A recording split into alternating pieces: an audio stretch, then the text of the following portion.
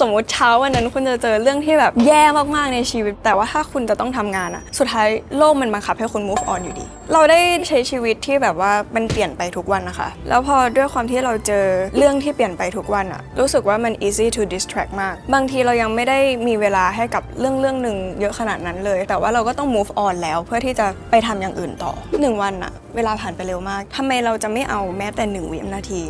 มาเพื่อแบบชื่นชมตัวเอง in the end of the day ไม่ว่าคุณจะไปเจออะไรมาแค่1 วินาทีกลับมาบอกตัวเองว่าแบบเฮ้ยวันนี้เก่งแล้ววันนี้เราก็สวยนี่วันนี้ผมสวยนี่ วันก่อนหนูเพิ่งได้กลับไปอ่านบันทึกของตัวเองโอเคชอบมานั่งรีแคปแบบวันสุดท้ายของปีอะไรเงี้ยมันก็ emotional recall ประมาณนึงเมื่อก่อนเนี่ยหนูจะเป็นคนที่แบบ optimistic มากเป็นคนที่จะแบบพูดคำว่าช่างมันพูดคำว่าไม่เป็นไรอะไรเงี้ยได้ง่ายกว่านี้มากพอกลับไปอ่านเราก็เลยรู้สึกว่าจริงๆเมื่อก่อนมันก็ง่ายแค่นั้นเองนะทำไมตอนนี้เราไม่ลองใช้ชีวิตให้มันง่ายเหมือนที่เราเคยใช้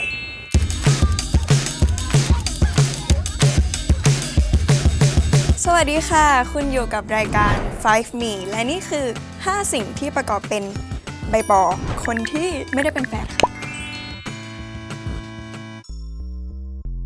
อยากดื่มอะไรสนุกๆมีอะไรให้เคี้ยวต้องนี่เลยใหม่ป๊อปปูกลิ่นส้มและป๊อปปูกลิ่นองุ่นเคี้ยวโฮดื่มปุ๊บเคี้ยวป๊อปสนุกปั๊บ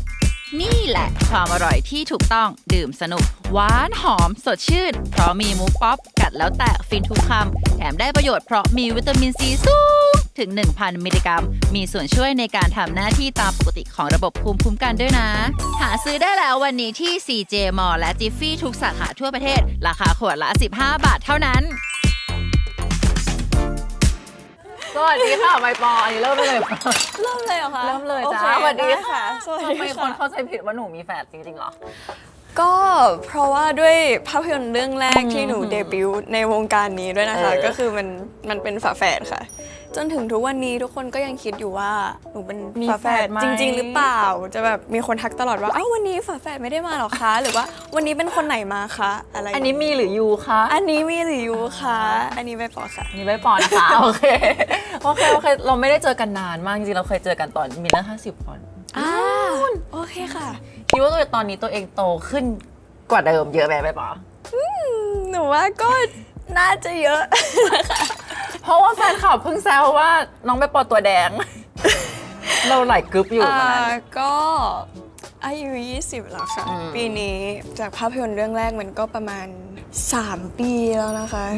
แต่ว่าคนก็อาจจะยังเข้าใจว่าหนูยังเป็นแบบเด็กอยู่ด้วยแบบคาแรคเตอร์เรื่องแรกแล้วก็แบบภาพยนตร์ผลงานส่วนใหญ่ที่คนจำภาพเรามันก็เป็นเด็กนักเรียนหมดเลยอะไรอย่างนี้จริงๆหนูก็ยังเป็นเด็กนักเรียนอยู่ค่ะตอนนี้แต่ว่าเด็กนักเรียนมหาลัยแล้วเหมือนคนอาจจะจำภาพสาวผมติ่งใช่ไหมจริงๆหนูเศร้ามากเลยนะตอนนั้นทำไมเพราะว่าชีวิตจริงหนูอยู่ม.6 แล้วมันเป็นวัยที่เพื่อนๆทุกคนเนี่ยผมยาวถักเปียไปโรงเรียนแต่หนูเป็นคนเดียวในชั้นที่ผมสั้นติ่งเราก็เป็นตัวแม่ไอคอนแฟชั่นเฟียสเลยคือเห็นหลังแล้วรู้เลยใบปอนี่เองนั่นแหละเลยอยากถามเลยใบปอว่าแบบพออายุ20เรามีอะไรที่รู้สึกว่าอยากทำแล้วก็จะได้ทำสักทีเพราะเราบรรลุนิติภาวะแล้วจริงๆมันก็เรื่องปาร์ตี้มั้งคะคือหนูไม่เคยแบบว่าไปปาร์ตี้อะไรอย่างเงี้ยเลยเพราะว่าแบบที่มันลีโก้จริงๆมันก็ต้องอายุ20ใช่ไหมคะแล้วจนถึงตอนนี้อายุ20มาค่อนข้างจะหลายเดือนละก็ยังไม่ได้ไปอยู่ดีแต่ว่ามันก็จะมีได้สังสรรค์บ้างในงานอีเวนต์ต่างๆใช่ค่ะที่แฟนคลับเห็นนะคะซึ่งวันนั้นหนูก็ค่อนข้างจะเขินเนี่ยแฟนคลับแซวเอ็นดูน่ารักเชียวแฟนคลับแซวแล้วแมสในทวิตมากอันนั้นอะขอแมสเรื่องดีๆได้ไหมคะแต่เรื่องนี้ก็ดีเพราะว่าหนูโตแล้วค่ะใช่โตแล้วนะคะแต่ว่าจริงๆมันก็รู้สึกว่าก็ไม่ได้ต่างจากช่วงอายุ17 18 19อะไรเงี้ยเท่าไหร่นะคะเพราะว่าเราก็ยังใช้ชีวิตแบบเดิมก็อาจจะโตขึ้นบ้างอาจจะมีเรื่องเนี้ยเข้ามาคือวันก่อนหนูเพิ่งได้กลับไปอ่านบันทึกของตัวเองที่แบบหนูจะเขียนรีแคปไว้ทั้งปีว่าโอเคเนี่ยตอนอายุ18ฉันเจออะไรบ้างฉันได้ไปที่ไหนบ้างได้ทำอะไรบ้างอายุ19เป็นยังไงบ้างสิ่งที่แบบได้เรียนรู้จากทั้งปีเป็นยังไงส่วนใหญ่ก็รู้สึกว่ามันก็เป็นเรื่องที่ไม่ได้เปลี่ยนไปเยอะขนาดนั้นแต่ว่าส่วนใหญ่จะเป็นอะไรที่สามารถแบบ เรื่องที่เราเรียนรู้ได้มากกว่าแต่สิ่งที่แบบมันซึ้งใจมากเลยคือหนูเคยเขียนถึงตัวเองในอนาคตอะไรเงี้ยว่าแบบเนี่ยก็ไม่รู้นะว่าตอนนั้นจะเป็นยังไงแต่ว่าตอนนี้เราอยากเหมือนกลับไปบอกคนอายุ 18 คนนั้นอะว่าเราภูมิใจมากเลยที่ได้แบบนี่คือเด็กอายุ 18 คนนั้นที่เขาผ่านเรื่องทำงานอะไรอย่างเงี้ยค่ะในช่วงวัยที่แบบช่วงที่เข้ามหาลัยเนาะแต่ว่าตอนนั้นก็ทำงานค่ะแต่ก็สนุกค่ะ ตอนนั้นเขียนว่าอะไรอะแบบปอ ส่วนใหญ่มันก็จะเป็นอธิบายบรรยายไปมากกว่าว่าช่วงอายุตอนนั้นอะเราชอบทำอะไรแล้วก็เหมือนเขียนถึงตัวเองในอนาคตว่าในอนาคตเนี่ยคิดว่าตัวเองจะได้รางวัลหรือเปล่าอะไรอย่างงี้จากการทำการแสดงแล้วพอมันได้ขึ้นมาจริงๆมันก็แบบก็ได้แล้วนะอะไรอย่างเงี้ย ก็ทำสำเร็จนะ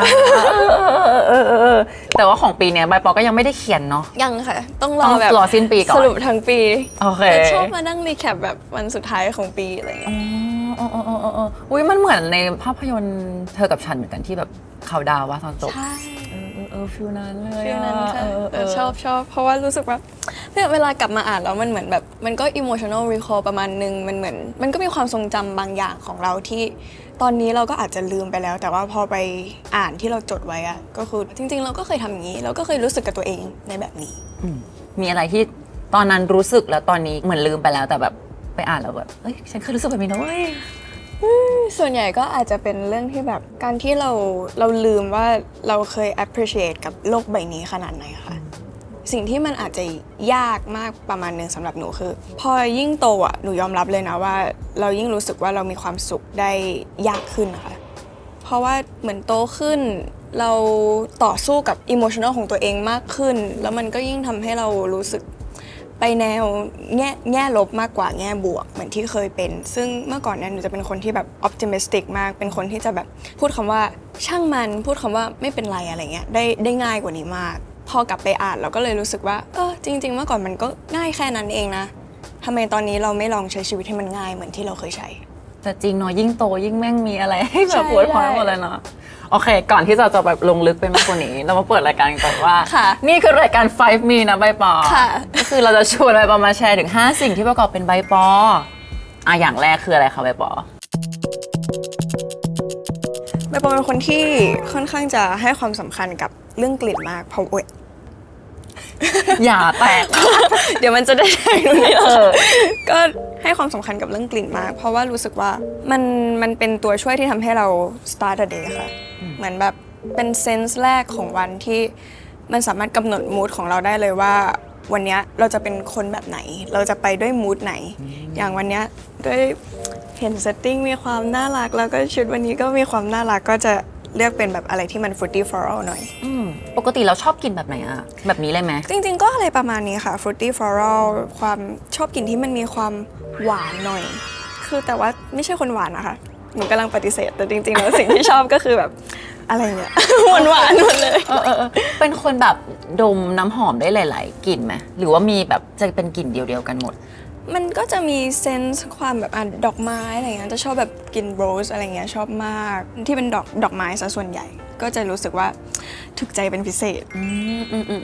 เหมือนใบปอคิดว่าเวลาเราฉีดเราแบบเพิ่มความมั่นใจมากกว่าไม่ฉีดเยอะเลยไหม โอ้เยอะอยู่นะคะ เพราะว่าอย่างที่บอกค่ะ มันเหมือนกำหนดมูดเราเลยว่าวันนี้เราจะเป็นคนไหน ถ้าวันไหนที่หนูแบบอยากเท่ๆหน่อยก็อาจจะเลือกอะไรที่มันแบบมีกลิ่นแบบมัสหน่อย ซึ่งมันก็อาจจะเป็นมูดที่เราอาจจะไม่ได้ชอบมากขนาดนั้น แต่หนูรู้สึกว่ามันอย่างน้อยมันช่วยส่งเสริมคาแรคเตอร์ของเรา อย่างการแสดงอะหนูก็พยายามเลือกใช้น้ำหอมให้เข้ากับคาแรคเตอร์เหมือนกัน เพราะว่าบางทีมันก็สามารถทำให้เรา relate กับตัวละครได้ง่ายขึ้นค่ะ เฮ้ยเล่าให้ฟังหน่อยว่าแบบ น้ำหอมของตัวละครที่หนูเคยเล่นมา ค่ะโอเค ก็อย่างตัวละครใน Host ล่าสุดนะคะอิงขวัญตอนนั้นก็เลือกใช้เป็นกลิ่น number 5 low ค่ะ เพราะว่ากลิ่นนั้นไปปอได้ไปอ่านแบบคำนิยามอันนึงมาแล้วเขาจะเขียนว่า you know me and you don't ซึ่งมันจะตรงกับคาแรคเตอร์หนูหรือเปล่า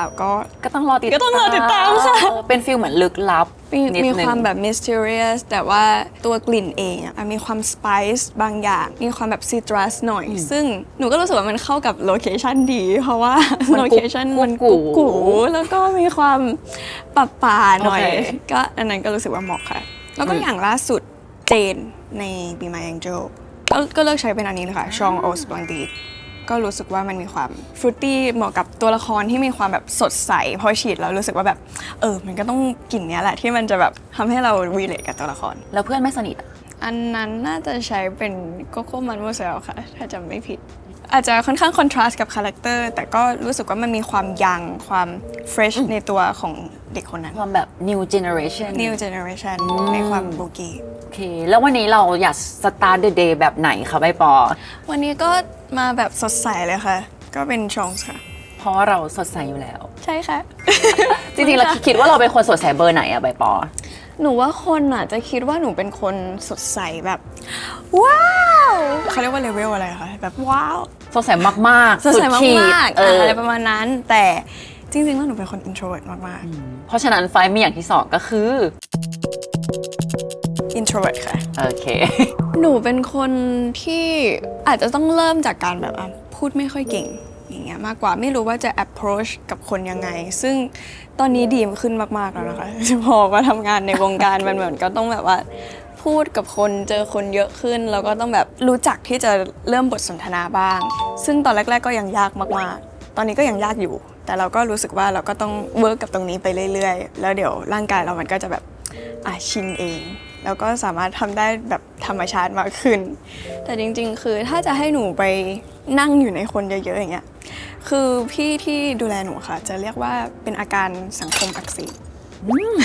สังคมอักเสบเหรอคะเฮ้ยคำให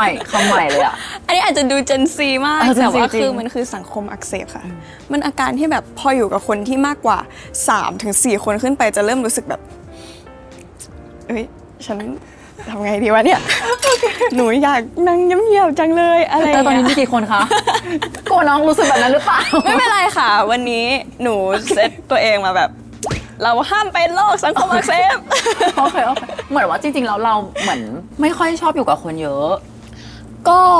อยู่ได้ค่ะ แต่ว่าชอบอยู่คนเดียวมากกว่า เหมือนว่ายิ่งคนเยอะยิ่งรู้สึกปวดหัวปะ มันไม่ได้รู้สึกปวดหัว แต่แค่รู้สึกว่าแบบทำตัวไม่ถูกอะค่ะ บางที แต่ว่า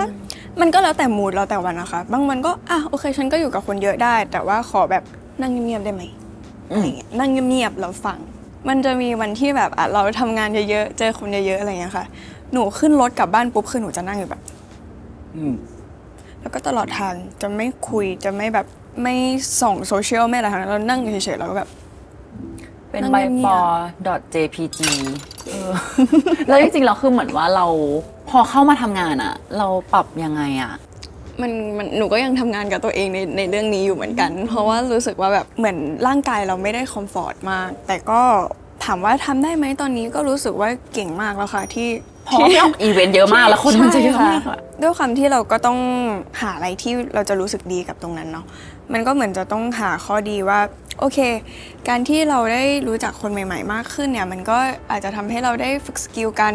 พูดเยอะขึ้นอะไรอย่างนี้ ซึ่งก็โอเคค่ะ บางครั้งก็รู้สึกดีเหมือนกันที่ตัวเองพูดเยอะขึ้น แต่ก็รู้สึกว่าตอนนี้หนูก็ยังพูดน้อยอยู่ดี แต่วันนี้หนูก็พูดเยอะ เหมือน เหมือนว่าเรามองสถานการณ์นั้นเป็นในแง่บวกไป อืม เพราะมันให้อะไรกว่าเราอะไรอย่างงี้คิดว่าข้อดีแล้วก็ข้อเสียของการที่เราแบบไม่ค่อยชอบเข้าสังคมอย่างเงี้ยมีอะไรบ้างสำหรับตัวเรา หนูว่าข้อเสียมันเยอะกว่าข้อดีนะข้อเสียมันก็อาจจะคุณอาจจะเพื่อนน้อย หรือเปล่า แต่เราก็อาจจะได้เพื่อนที่มีคุณภาพ ก็ ถูกไหม ใช่ค่ะ อืม เพราะว่าหนูก็รู้สึกว่าแบบบางทีเราจะเจอคนที่แบบเดียวกันอะไรเงี้ยแล้วก็อาจจะแบบสปาร์กมากกว่า แต่หนูก็มีเพื่อนที่แบบ extrovert มากๆขั้นสุดอะไรเงี้ยเหมือนกันซึ่งเราก็อยู่กับเขาได้เหมือนกัน ข้อดีของการที่พูดน้อยหนูคิดว่าเราก็เหมือนได้ save energy มั้งค่ะเหมือนเวลาที่เราไปทำอะไรสักอย่างเหมือนเราก็แบบมีสมาธิแล้วก็ concentrate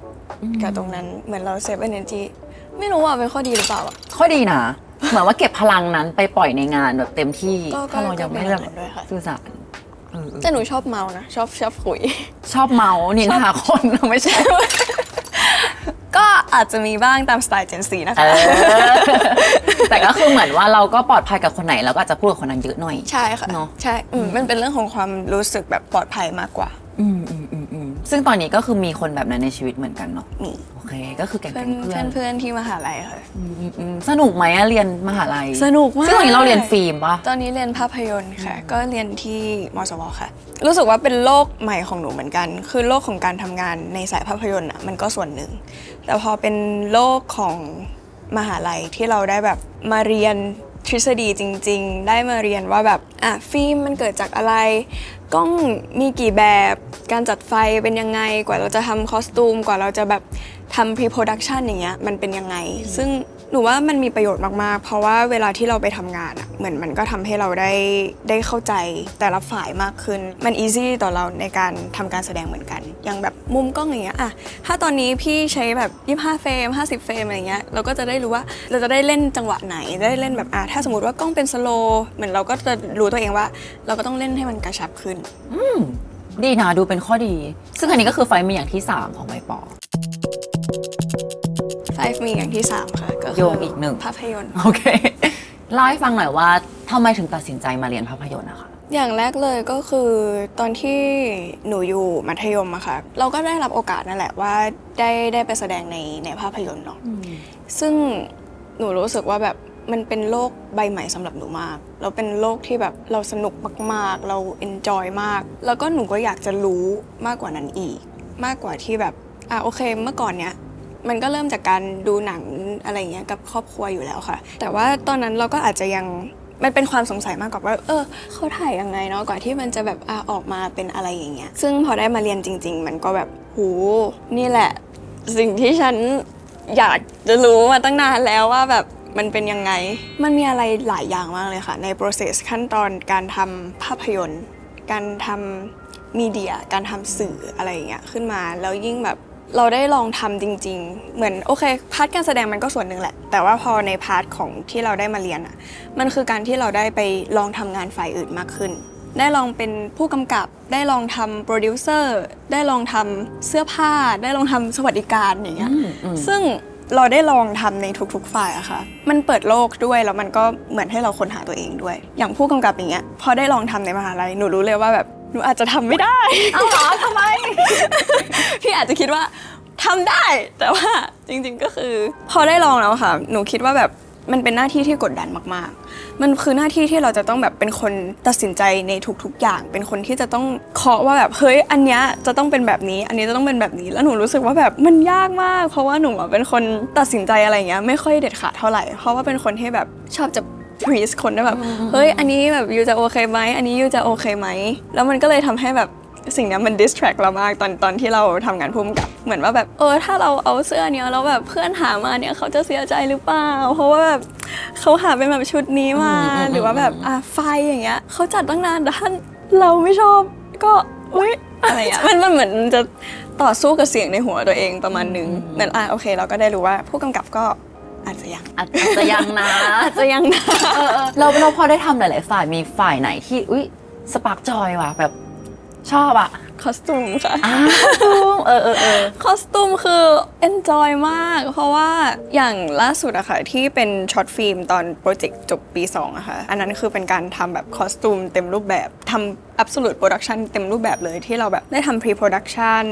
ทำ production แล้วก็แบบ post production ด้วย อย่างคอสตูมคือเหมือนเราก็ต้อง research เกี่ยวกับตัวละครใช่ไหมคะว่าตัวละครตัวเนี้ยนิสัยแบบนี้เขาจะต้องใส่สีประมาณไหนแล้วยิ่งก็ต้องทำงานกับเพื่อนๆทีมอาร์ตด้วยว่าแบบอาร์ตจะจัดเซตเป็นอย่างนี้นะถ้าเราให้ตัวละครใส่สีนี้มันก็จะแบบ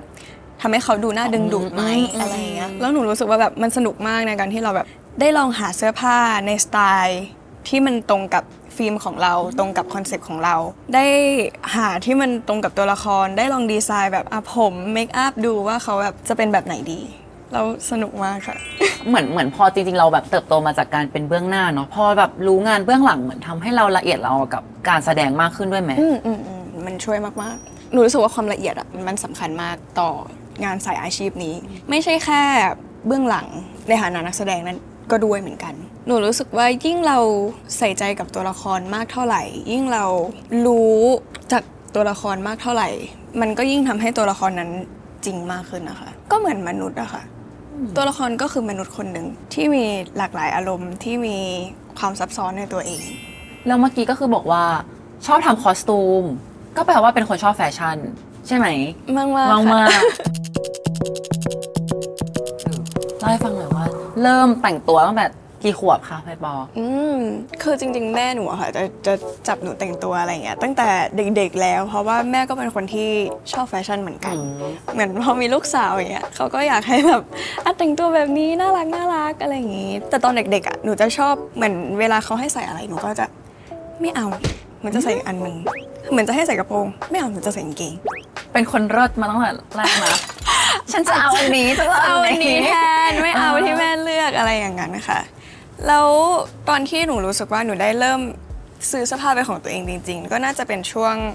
มัธยมค่ะพูดได้เลยว่าสื่อที่เราเสพในช่วงนั้นก็ค่อนข้างมีอิทธิพลต่อเราประมาณหนึ่งเหมือนตอนนั้นก็อินภาพยนตร์ด้วยได้ดูแบบน่าจะ Last Night in Soho อะไรมาค่ะแล้วก็แบบชอบสไตล์อย่างนั้นจังแล้วแบบก็มารีเสิร์ชดูว่าสไตล์อย่างนี้มันคืออะไรการแต่งตัวแบบนี้มันคืออะไรแล้วเหมือนมันก็ยิ่งทำให้เราแบบได้ดูได้เห็นเยอะมากขึ้นว่าแบบการแต่งตัวมันแบบมีหลากหลายนะอะไรอย่างนี้แต่ว่าสุดท้ายอะค่ะก็รู้สึกว่ามันก็จะมีเซนส์บางอย่างที่เป็นตัวเราที่เราแบบรู้สึกว่าเฮ้ยเราเห็นอันนี้แล้วเราแบบ spark joy จังเลย ซึ่งนั่นคือ คิดว่าน่าจะมีความแบบวินเทจอะไรเงี้ยนิดนึง ซึ่งวันนี้ก็ดูเป็นอย่างนั้น เสื้อแบบลูกไม้อะไรเงี้ยก็คือชอบมากชอบแบบเลสมากค่ะตั้งแต่แบบตอนนั้นแล้วหนูรู้สึกว่าแฟชั่นมันก็วนนะคะ เมื่อกี้บอกว่าชอบเสื้อผ้าวินเทจทำไมถึงรู้สึกว่ามันมีเสน่ห์จัง อย่างเมื่อก่อนเนี่ยค่ะก็รู้สึกว่าแบบเราชอบไปทริปติ้งด้วยมั้งคะตอนที่ไปเลือกค่ะมันสนุกได้ไปเลือกได้ไปเห็นมันเป็นอะไรที่แบบเหมือนมันมีชิ้นเดียวอะค่ะในยุคเนี้ยนะพอเราได้แบบไปเห็นแล้วแบบไม่รู้สิคะมันดูมีความต้องมนอะไรบางอย่างมั้งเราสามารถเห็นตัวเองตอนที่ใส่ตัวนี้ได้ ซึ่งเมื่อกี้ใบปอบอกว่าเสื้อผ้ามันจะวน อันนี้หนูรู้สึกว่าจริงมาก เพราะว่าอย่างตอนเนี้ยเทรนด์เมื่อแบบประมาณ10 ปี 20 ปีที่แล้วอะมันก็วนอยู่ประมาณเนี้ยจริงๆค่ะอย่างแบบกางเกงคาปรีที่แบบฮิตมากในยุคแบบ น่ารักเนอะ 80 อะไรอย่างเงี้ยแล้วตอนนี้ก็คือกลับมาแล้วก็ฮิตกันทั่วบ้านทั่วเมืองมาก หรือว่าแบบจะผ้าซาตินต่างๆ ที่เอามาแมทช์กับ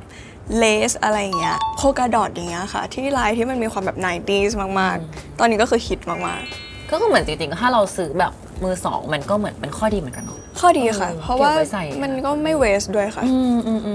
ซึ่งใบปอมีมุมมองเรื่องนี้ยังไงไหมเรื่อง fast fair อะไรอย่างเงี้ย หนูรู้สึกว่าfast fashion มันค่อนข้างเวสอะค่ะ แล้วก็อย่างที่บอกค่ะว่าการแวร์วนไปเป็นสิ่งที่ดีมาก เพราะว่าหนูค่อนข้างจะให้ความสำคัญกับเรื่องนี้ด้วยว่า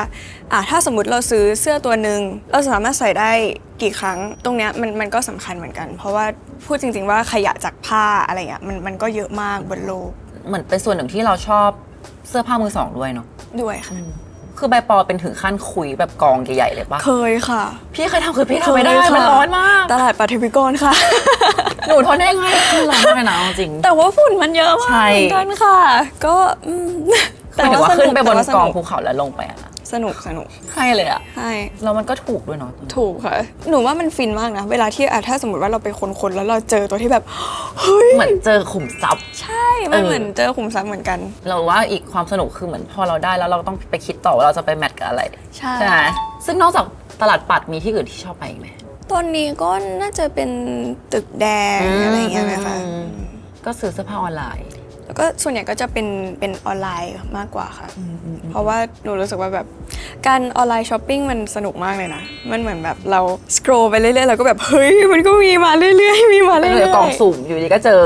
ทีนี้อยากรู้เลยว่าชื่อใบปออ่ะคนชอบเข้าใจผิดใบปอรวย ๆชื่อไอจีใช่ไหมคะ แต่จริงๆคือใบปอบวก January จริงๆ เป็นใบปอกับ January นะคะ อืม หนูเกิดเดือนมกราคมค่ะ เอาชื่อกับเดือนเกิดมาสมาร์ทคำกัน แต่เหมือนใบปอไลฟ์ว่าพอคนเรียกใบปอรวยมันก็ฉันก็อยากรวยแบบนั้นจริงๆนะ ใช่ค่ะ ใช่ไหม หนูว่าทุกคนอยากรวยค่ะ ทุกคนในโลกนี้อยากรวยค่ะ จริงค่ะ พูดไม่ได้ค่ะว่าตอนนี้เราก็โลกเรามันก็เป็น capitalism นะคะระบบทุนนิยมมันก็ใช้เงินในการขับเคลื่อนจริง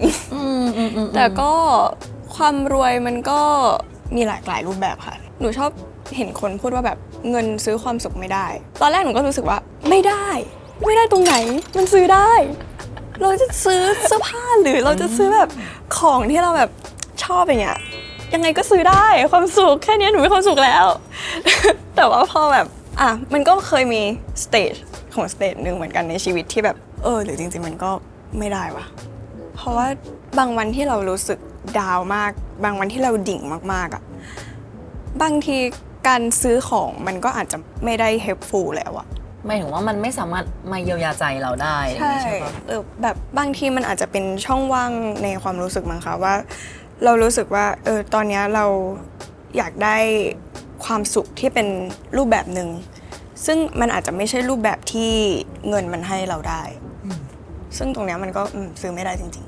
ๆอย่างนี้ใบปอมองว่าตัวเองอะค่ะต้องการรวยในแง่มุมไหนบ้างเช่นแบบโอเครวยความสุขรวยความสบายใจหรืออะไรบ้างเอาจริงๆหนูค่อนข้างจะให้ความสำคัญกับความสุขในชีวิตมากๆเพราะว่าหนูรู้สึกว่าการที่เราได้เกิดมาอยู่บนโลกใบนี้อ่ะ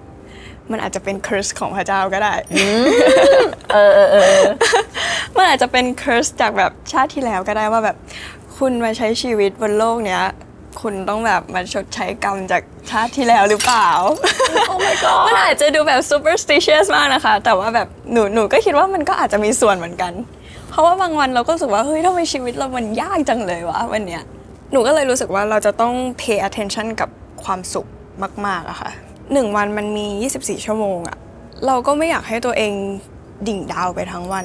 แม้แต่1 นาที5 นาทีในชีวิตอย่างเงี้ยเราก็อยากจะแบบมีความสุขให้ได้มากที่สุดอะค่ะถ้าแบบเราเลือกได้จริงๆเราก็อยากจะภาวนาว่าวันนี้ขอให้มีเรื่องที่ไม่ได้ดั่งใจให้น้อยที่สุดอย่างเงี้ยเวลาที่มันเกิดทีไรแล้วมีคนอวยพรว่าขอให้มีความสุขเยอะๆอะมันอาจจะเป็นคำที่ดู various มากแบบคนพูดกับเราเยอะมากแต่หนูรู้สึกว่าแบบมันมีค่ามากๆเพราะความสุขมันเป็นสิ่งที่แบบนามธรรมมากๆมันจับต้องไม่ได้มันหาคำนิยามก็ไม่ได้ไม่รู้ของแต่ละคนมันก็ไม่เหมือนกันเพราะฉะนั้นความสุขทุกรูปแบบมันมีค่ามากๆค่ะแล้วก็จะย้อนกลับไปที่ใบปอบอกว่ายิ่งโตก็หาความสุขยากขึ้นแม้ว่าเราจะเพิ่ง20ก็ตามแต่แบบสำหรับเด็กรุ่นใหม่คิดว่าแบบมันก็ยากในแบบของอายุเรายังไงบ้างหนูก็ไม่รู้นะคะว่าคนอายุ20แบบหนูคนอื่นจะรู้สึกแบบนี้หรือเปล่าแต่ว่าพอเราได้ใช้ชีวิตที่แบบว่ามันเปลี่ยนไปทุกวันนะคะวันนี้เราเจออย่างนึงวันพรุ่งนี้เราเจออย่างนึงวันพรุ่งนี้เราก็แบบ move on ไปเรื่อยๆแล้วหนูรู้สึกว่ามันทำให้เราหลงลืมช่วงอารมณ์หรือว่าแบบความทรงจำบางอย่างที่มันเกิดขึ้นอะไรเงี้ยได้ง่ายมากๆเลยเพราะฉะนั้นหนูอยากจะจดจำแบบทุกโมเมนต์อะไรเงี้ยให้มันเยอะที่สุดอะค่ะแล้วพอด้วยความที่เราเจอเรื่องที่เปลี่ยนไปทุกวันอะรู้สึกว่ามัน easy to distract มากเหมือนว่าแบบบางทีเรายังไม่ได้มีเวลาให้กับเรื่องหนึ่งเยอะขนาดนั้นเลยทั้งที่แบบจริงๆแล้วเราควรที่จะ enjoy กับวันนั้นให้เยอะเพราะว่ามันเป็นความทรงจำที่แบบมีคุณค่ามากแต่ว่าเราก็ต้อง move on แล้วเพื่อที่จะไปทำอย่างอื่นต่อเหมือนโลกบังคับให้เราเดินให้มันเร็วที่สุดใช่ค่ะเหมือนที่เขาบอกว่าทำงานเหนื่อยแค่ไหนแต่ว่าถ้าเราแบบอยู่ในวัยทำงานเราก็ตื่นเช้ามาอกหักจะตายหายกูก็ต้องไปทำงานแล้วซึ่งมันเป็นอย่างนั้นเลยเป็นอย่างนั้นจริงๆสมมุติเช้าวันนั้นคุณจะเจอเรื่องที่แบบแย่มากๆในชีวิตแบบเฮ้ยไม่คิดเลยว่าแบบเช้านี้มันจะแย่ขนาดนี้แต่ว่าถ้าคุณจะต้องทำงานสุดท้ายโลกมันบังคับให้คุณ move on อยู่ดีซึ่งอันนี้เราคิดว่ามันก็ไม่เกี่ยวว่าจะต้องอายุเยอะด้วยแบบอายุเท่าไหร่ก็จะรู้สึกแบบนี้ได้อายุเท่าไหร่ก็รู้สึกแบบนี้ได้จริงๆซึ่งแบบเล่าเหตุการณ์ที่เราเคยรู้สึกได้ไหมว่าแบบมีวันที่รู้สึกแย่แต่ต้องไปทำงานต่อเช้าวันรุ่งขึ้นมีค่ะหรือว่าเป็นโมเมนต์นั้นเลยค่ะก็เป็นวันที่รู้สึกแย่ค่ะแบบอยู่ดีๆก็มีเรื่องที่ไม่ดีเข้ามาเนี่ยแต่ว่าตอนนั้นกำลังนั่งแต่งหน้าทำงานอยู่อะค่ะเราก็ต้อง move on ให้เร็วที่สุดมันคือความ professional ของอาชีพเราด้วยที่จะแบบเราห้ามเอาเรื่องส่วนตัวมาเกี่ยวกับงานเลยเพราะว่าไม่งั้นระบบมันจะพังหมดอะค่ะมันจะรวนเหมือนเราเป็นคนอย่าเล่นกับระบบอย่างเงี้ยใช่อย่าเล่นกับระบบค่ะไม่งั้นระบบมันจะรวนนะคะเหมือนเราก็ต้องเตือนสติตลอดเวลาว่าแบบเฮ้ยตอนนี้เราทำงานอยู่นะตอนนี้เราเจอใครบ้างตอนนี้มีใครบ้างที่แบบอยู่กับเราไม่อยากเป็นอารมณ์ลบให้กับคนรอบข้างอะค่ะเหมือนจริงๆอาชีพนี้ก็ mental สำคัญ mental สำคัญแต่ก็เป็นอาชีพที่เล่นกับ mental ด้วยเหมือนกันใช่รู้เป็นอย่างนั้นแล้วบาลานซ์ยังไงอะใบปอหนูรู้สึกว่าสิ่งที่สำคัญคือสติอะค่ะสติสำคัญที่สุดในการประกอบอาชีพในวงการบันเทิงหนูรู้สึกแบบนั้นถ้าเราไม่มีสติอย่างที่บอกค่ะมันจะสลวนหมดเลยมันจะทำให้เราแบบ รู้สึก distract ได้ง่ายมากรู้สึกแบบมีอะไรมาก่อกวนเราได้ง่ายมากทั้งที่แบบด้วยความที่เราทำอาชีพที่อยู่หน้ากล้องเลยอะค่ะงานมันจะไม่สามารถสำเร็จได้ถ้าเราไม่มีสติในวันนั้น จริงทีนี้ใบปอรูทีนของใบปอหนึ่งอย่างที่ทำแล้วรู้สึกพี่ชื่นชมก็คือการชมตัวเองใช่ไหมทุกวันนี้ก็ยังทำอยู่ใช่ไหมก็มันก็มีบ้างค่ะอย่างที่บอกว่าพอเราโตมันบางทีมันก็ลืมเหมือนกันที่จะต้องแบบกลับมาชื่นชมตัวเองในบางวันกลับมาแบบอบกอดตัวเองในบางวันอะไรเงี้ยแต่หนูรู้สึกว่าถ้าวันไหนที่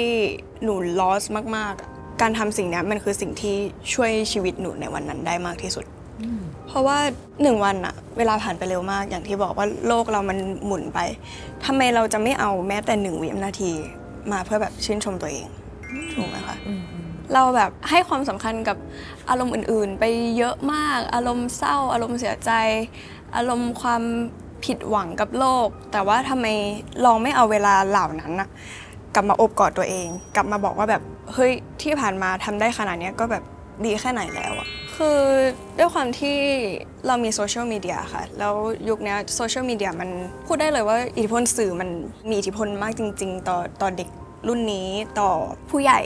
ต่อทุกคนต่อทุกวัยเลยเพราะฉะนั้นเราห้ามตัวเองไม่ได้เลยอะค่ะที่จะไม่ไปสนใจกับบางอย่างมันทำให้เราเกิดความรู้สึกต่างๆได้ง่ายมากสุดท้าย in the end of the day ไม่ว่าคุณจะไปเจออะไรมาขอแค่แบบแค่1 วินาทีกลับมาบอกตัวเองว่าแบบเฮ้ยวันนี้เก่งแล้ววันนี้เราก็สวยนี่วันนี้ผมสวยนี่วันนี้เสื้อผ้าสวยนี่มีเหตุการณ์ไหนบ้างในชีวิตที่รู้สึกอยากลุกขึ้นมาปรบมือให้ตัวเองดังๆเลยวันที่อยากปรบมือให้ตัวเองเหรอคะน่าจะเป็นวันที่ขึ้นไปรับรางวัลค่ะมันเหมือนเป็นความฝันมาตลอดในการที่เราประกอบอาชีพนั้นเนาะแล้วตอนที่หนูเล่น You and Me อะค่ะคนดูคาดหวังกับหนูเยอะมากอะตอนนั้นไปไหนเราก็รู้สึกว่าแบบ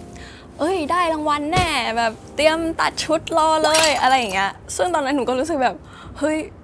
จริงเหรอเคยมี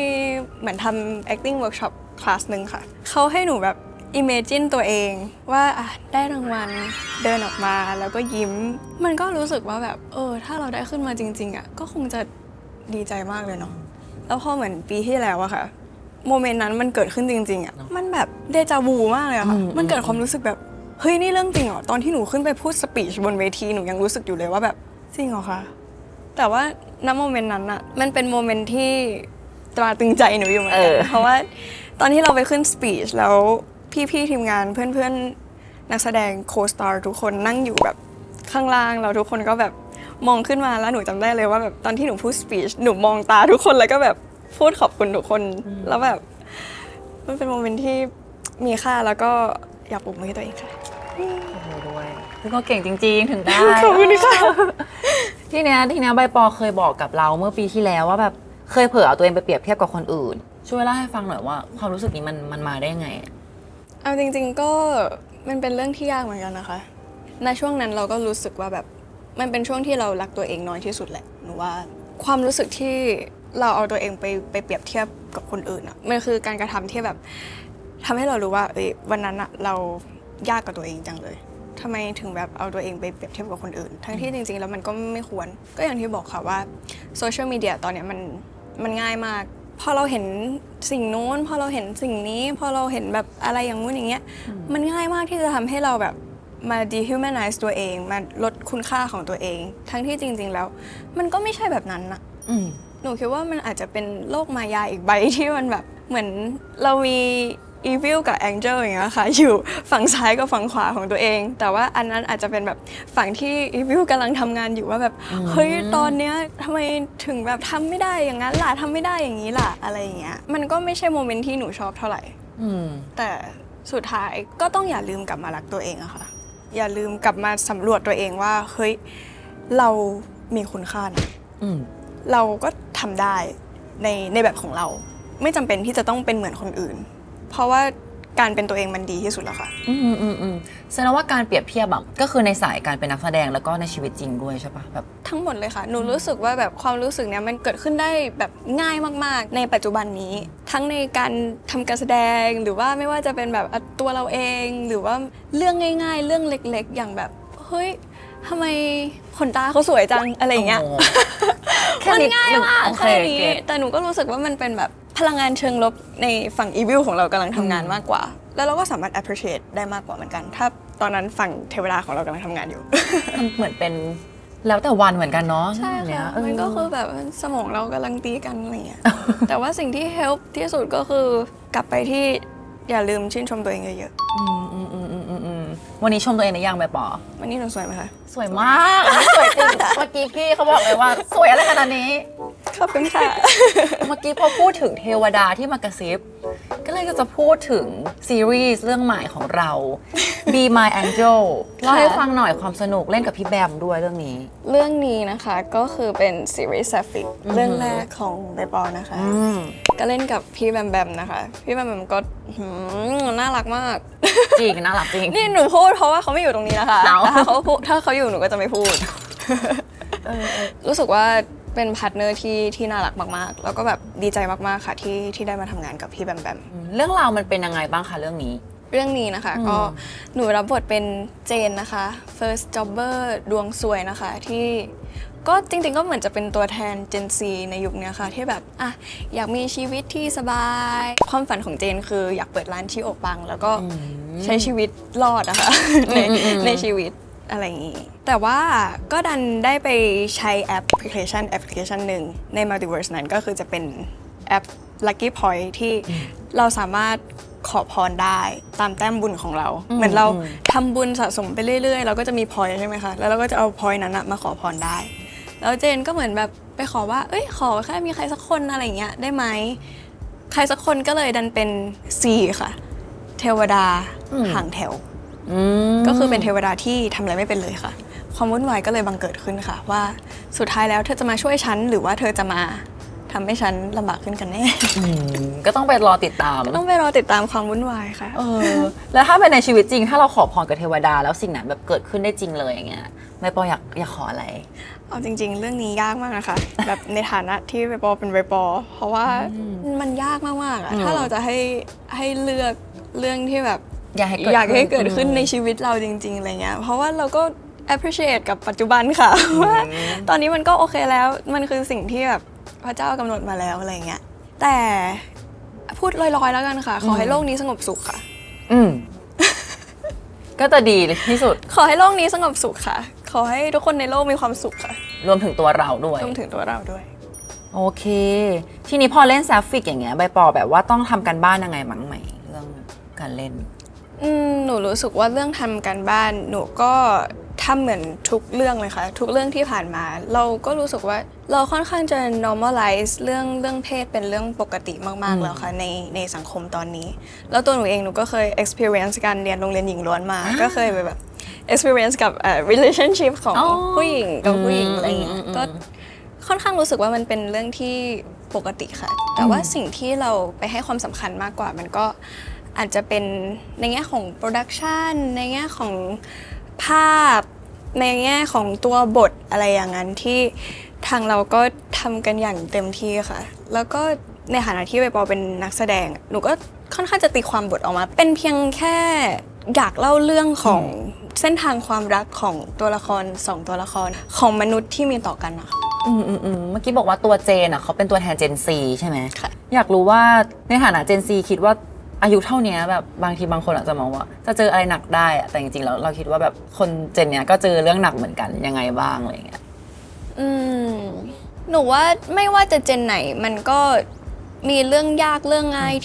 ที่มันก็ต่างกันไปในแต่ละเจนนะคะคือคนอาจจะมองว่าแบบเฮ้ยเจนซีรักสบายเจนซีไม่ทนงานเจนซีแบบอะไรชิวๆแต่จริงๆมันก็มีเรื่องที่เจนซีก็ต้อง struggle เหมือนกันนะคะและหนูก็เชื่อว่าทุกวัยอะค่ะก็มีเรื่องที่ struggle เหมือนกันในแบบที่ไม่เหมือนกัน that's why มันก็เลยเหมือนทำให้แบบคนแต่ละเจนนั้นเขาออกมาเป็นอย่างนั้น ถูกค่ะเมื่อกี้บอกว่าเรียนโรงเรียนหญิงล้วนมาก่อน ทีนี้อีก หนังเรื่องหนึ่งเราก็จะเป็นเหมือนโรงเรียนหญิงล้วนเหมือนกัน โอ้ใช่ โยงเก่งมาก ก็คือแม่ซื้อ ค่ะ เล่าให้ฟังหน่อยว่ามันเป็นหนังผีใช่ป่ะจริงๆอะ ก็เป็น horror film ค่ะ อืม ยังไงก็เป็นหนังผีค่ะ แต่คือมันเกิดขึ้นในโรงเรียนหญิงล้วนถูกไหม ใช่ค่ะ เป็นโรงเรียนที่แบบอยู่ในเกาะอะไรอย่างเงี้ยค่ะ ก็จริงๆแล้วมันคือโรงเรียนดัดสันดานนะคะ โรงเรียนดัดสันดานผู้หญิงล้วน เพราะฉะนั้นผู้หญิงทุกคนก็จะมีเรื่องอดีตติดตัวมาอะไรอย่างนี้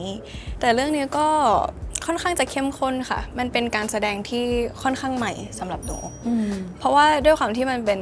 horror ด้วยอะค่ะ พอตัวละครมันค่อนข้างจะซับซ้อนในแง่ของอารมณ์มาก มันเป็นตัวละครที่หนูทำงานด้วยเราสนุกมากๆค่ะ ก็หนูรับบทเป็นอิงขวัญ อือหือ สำหรับหนูอิงขวัญสอนอะไรหนูเยอะเหมือนกัน อิงขวัญสอนให้หนูรู้จักมนุษย์มากขึ้น ว่าแบบมนุษย์ทุกคนมันมีความซับซ้อนในตัวเอง การที่จะเป็นมนุษย์คนหนึ่งอ่ะมันยากอะค่ะ ความอารมณ์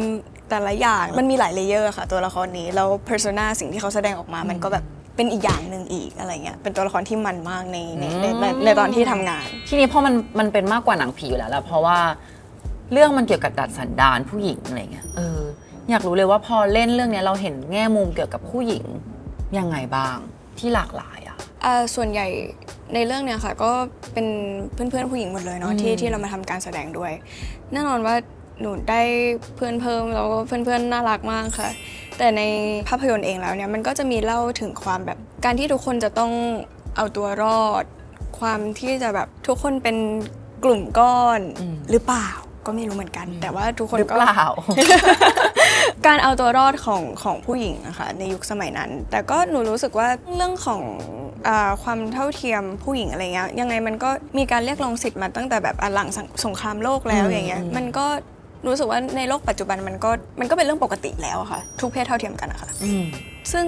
ในเรื่องเนี้ยมันก็อาจจะมีเรื่องของชนชั้นด้วยอะไรเงี้ยเข้ามาเกี่ยวข้องด้วยในภาพยนตร์นะคะ โอเค มาถึงไฟมีอย่างสุดท้ายของใบปอคืออะไรคะ ไฟฟรีอย่างสุดท้ายของหนูคือเตียงนอนค่ะ โอ้ยพูดแล้วง่วงเลย ทำไมเตียงนอนที่บ้านเรามันพิเศษยังไงคะ เตียงนอนเป็นสิ่งแรกที่หนูลงทุนกับตัวเอง แบบว่าจำได้เลยว่าวันที่ไปซื้อเตียงนอนวันนั้นแบบมันว้าวมากๆอะค่ะ หนูไม่คิดเหมือนกันว่าแบบหนูจะต้องมาซื้อเตียงนอนราคาที่สูงขนาดเนี้ยค่ะ แต่ว่าแบบหนูเข้าใจแล้วเลยจริงๆว่าการที่พอมันแพงแล้วมันแบบคอมฟี่ขนาดเนี้ยมันสบายตรงไหน คือหนูมีปัญหาเรื่องกระดูกสันหลังคดด้วยค่ะ ก็เลยเหมือนแบบจะต้องหาเตียงนอนที่มันแบบว่าซัพพอร์ตหลังเราด้วยอะไรเงี้ย แล้วเวลาที่ทำงานเหนื่อยๆมาทีไรแล้วแบบกลับมานอนที่เตียงอ่ะเหมือนแบบชาร์จิ้งเลยค่ะ มีความสุขมากๆค่ะ เหมือนเตียงนอนเป็นที่ชาร์จแบตแล้วก็ ใช่ แล้วก็ขึ้น ใช่เป็นอย่างนั้นเลย แล้วตอนนี้ก็คือมีความสุขกับการเลือกซื้อผ้าปูที่นอนมาก มันเป็นโลกใบใหม่สำหรับหนูเหมือนกันนะคะว่าแบบเฮ้ยมันจะต้องทอแบบไหนถึงมันจะแบบไม่ติดขนสัตว์เพราะว่าหนูก็มีแบบเลี้ยงน้องหมาน้องแมวด้วยอะไรอย่างเงี้ยจะต้องแบบเป็นผ้าแบบไหนมันถึงจะเย็น แล้วก็จะหาลายน่ารักอีกตอนนี้ก็คือรู้สึกว่าก็เป็นโลกของผู้ใหญ่อีกแบบหนึ่งเหมือนกัน เพราะว่าเราก็ไม่เคยรู้เลยว่า เราต้องมาเลือกซื้อเตียงอะไรอย่างเงี้ย เลือกซื้อเตียงเลือกซื้อผ้าปูที่นอนอะไรอย่างเงี้ยแต่ก็สนุกนะคะ แล้วทุกวันนี้ได้นอนครบ8 ชั่วโมงป่ะเนี่ย ไม่ได้ค่ะ แต่ว่าถือว่าคูณ 2แล้วกันค่ะ เหมือนยิ่งโตเวลาพักผ่อนก็ยิ่งน้อยใช่ไหมใบปอ ก็ด้วยค่ะ แต่ก็พยายามจะนอนให้เยอะที่สุด เหมือนช่วงก่อนหน้านี้หนูก็มีปัญหากับการนอนอยู่เหมือนกันแบบนอนไม่ค่อยหลับอะไรอย่างเงี้ยเป็นช่วงที่แบบเหมือนหัวเรามันรันการทำงานทุกวันอะตอนนี้ก็ยังเป็นอยู่ค่ะ เหมือนวันไหนที่เราแบบทำงานมาทั้งวันแล้วเดี๋ยวพรุ่งนี้เราจะต้องไปทำงานต่ออะมันก็เหมือนจะแบบต้องคิดแล้วว่าเอ้ยพรุ่งนี้จะทำอะไรดีพรุ่งนี้จะใส่ชุดอะไรดีพรุ่งนี้จะต้องไปเจออะไรบ้างพรุ่งนี้จะต้องแบบทำอะไรบ้างอย่างเงี้ยทำให้มันรบกวนการนอนของเรามากแล้วหนูก็ไม่ค่อยอยากให้มันเป็นแบบนั้นเท่าไหร่ค่ะ แล้วตอนนี้คือวิธีแก้คืออะไรอะ วิธีแก้ก็คือมันต้องบอกตัวเองว่านอนได้แล้ว นอนได้แล้ว ฉันซื้อเตียงมาแพงนอนหน่อย ซื้อเตียงแพงนอนหน่อย โอเค ทีนี้ถ้าสมมติว่าใน Be My Angel เรามีพี่แบมเป็นเทวดาใช่ไหมถ้าขอคาถาส่งพลังบวกให้กับคนที่ยังแบบลุกดาวกับตัวเองอยู่ในวันเนี้ย อยากจะส่งอะไร เพราะว่าสมมติว่าใบปอเป็นนางฟ้าคนหนึ่งนะวันนี้ Oh my เอ god อ ก็ทุกคนคะรักตัวเองเยอะๆนะคะ ถ้าไม่รักเนี่ยจะโดน อันนี้อาจจะไม่ใช่ อันนี้อาจจะไม่ใช่ อาจจะไม่ใช่ โอเค ก็ไม่ว่าทุกคนจะต่อสู้กับอะไรอยู่นะคะ ก็ขอให้ทุกคนสู้กับมันให้ได้ แล้วก็อย่าลืมว่า at least นะคะ การที่เราได้มาอยู่บนโลกใบนี้ มันก็เป็นพรที่พิเศษมากๆแล้วค่ะ มงลงตบมือให้ใบปอหน่อยอุ๊ยเก่งมากฝากผลงานหน่อยใบปอจบแล้ว ก็ตอนนี้นะคะจะมีภาพยนตร์นะคะ ชื่อว่า Host นะคะกำลังจะฉายเดือนตุลาคมนี้ค่ะทาง Prime Video นะคะ ก็สตรีมได้แล้วค่ะทั่วโลกเลยนะคะ แล้วก็ฝากซีรีส์ Be My Angel ได้วยค่ะ ใครชอบหนังแบบสดใสน่ารักก็ต้องไป Be Be My Angel ใคร ค่ะ ชอบแบบว่ากุ๊กกุ๊กนิด กุ๊ นึง กูหน่อยก็ไปที่ Host ค่ะ โอเค ขอบคุณใบปอมากเลยนะวัน ขอบ นี้ คุณ ดี มาก ใจที่ ค่ะ ได้พูดคุยกันมาก ดีใจมากเหมือนกันค่ะ ไว้วันไหนเราไปดริงก์ปาร์ โอ้ ตี้ โห พี่ หนูอาจจะยังดื่มไม่เก่งมาก แต่ อ๋อ โอเคได้ค่ะ โอเคโอเค ก็ฝากไฟล์มีด้วยนะคะ เทปน่าจะเป็นใครก็รอติดตามด้วย บ๊ายบายค่ะ